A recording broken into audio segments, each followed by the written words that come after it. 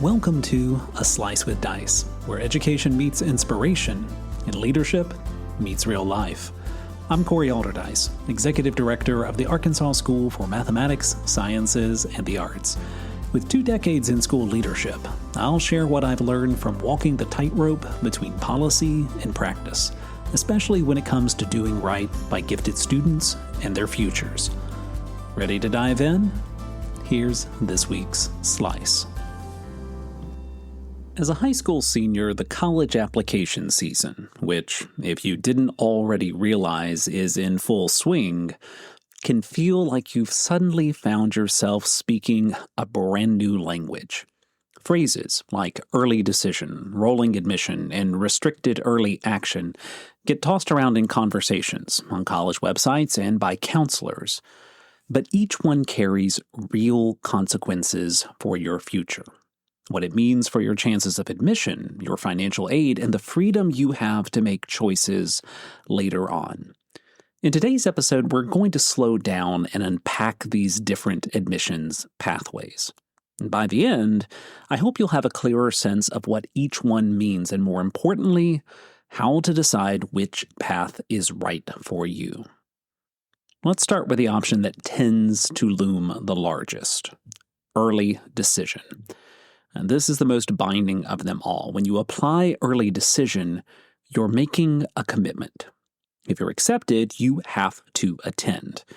That means that you're pulling all your other applications from the table. Now, the deadline usually falls in mid-October to early November, and by mid-December, you'll know whether you got in. It can feel like a golden ticket: one school, one application, one shot.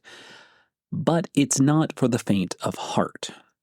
Early decision is best for students who know without a doubt that a school is their top choice and whose families feel comfortable with the financial component.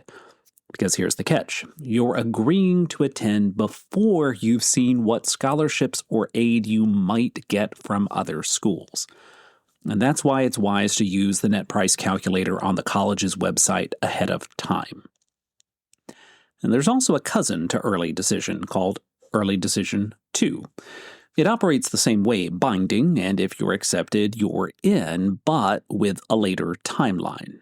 Think January instead of November. For some students, this becomes a second chance if after being denied from their first choice ED school. For others, it's about having a little extra breathing room in the fall to finish strong. Either way, ED2 still signals to a college that you're fully committed if they say yes. Now, not everyone is ready or willing to make that kind of promise, and that's where early action comes in.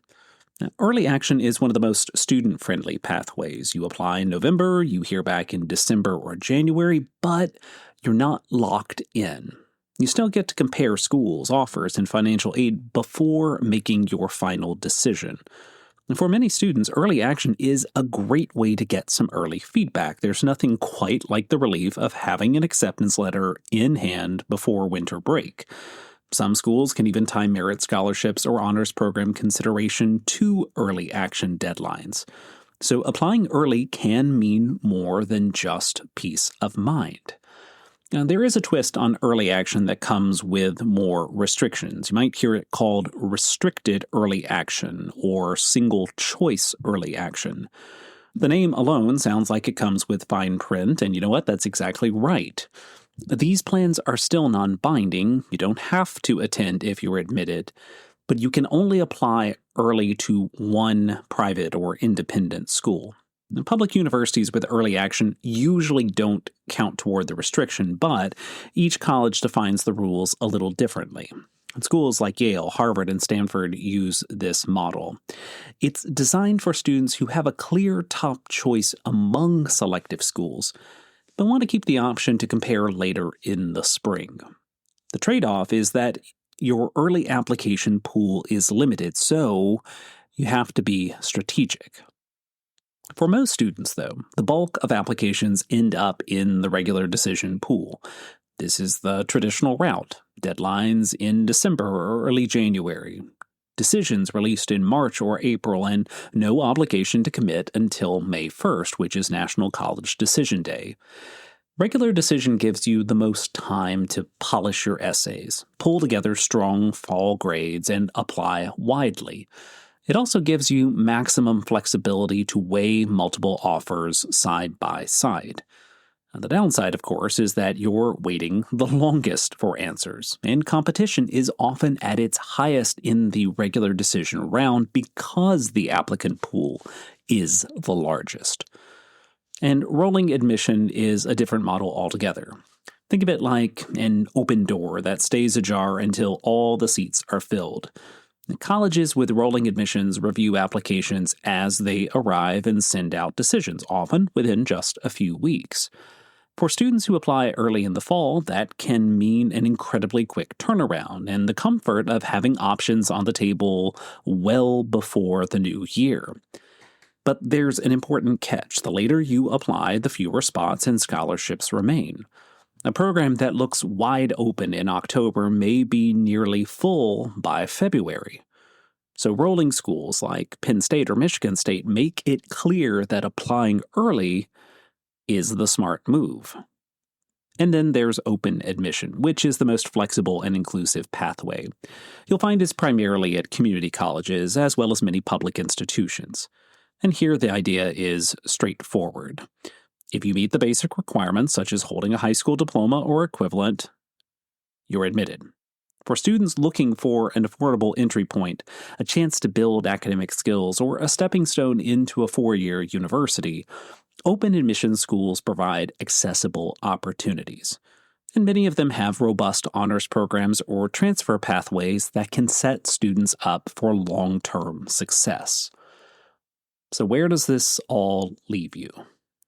Each of these admissions routes has its own pros and cons, its own level of commitment, and its own impact on your stress and your timeline. Early decision can offer a boost, but it locks you in.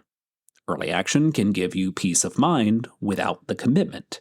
Regular decision gives you the most time, but you'll be waiting longer. Rolling admission offers flexibility, but only if you apply before spaces fill. An open admission ensures access, but might mean you need to think creatively about your long-term pathway. The important thing to remember is that there isn't a one-size-fits-all answer here. Choosing a plan isn't about following what your friends are doing or what you think looks most impressive. It's about being honest with yourself. How sure are you about your top school choice? How ready are you to apply by November? How important is it for you and your family to compare financial aid offers side by side? You see, these are the kinds of questions that should guide your decision. At the end of the day, the application plan you choose is less about locking in your future and more about creating a process that works for you. No matter which route you take, remember, the admissions process is not the final word on your potential, your worth, or your future. It's just one part of your journey. A Slice with Dice is a production of Aldercube. Thanks for making time to reflect with me. If you're finding value in these episodes, I hope you'll subscribe and help spread the word. Until next week, lead boldly, listen closely, and keep pushing forward. I'll see you then.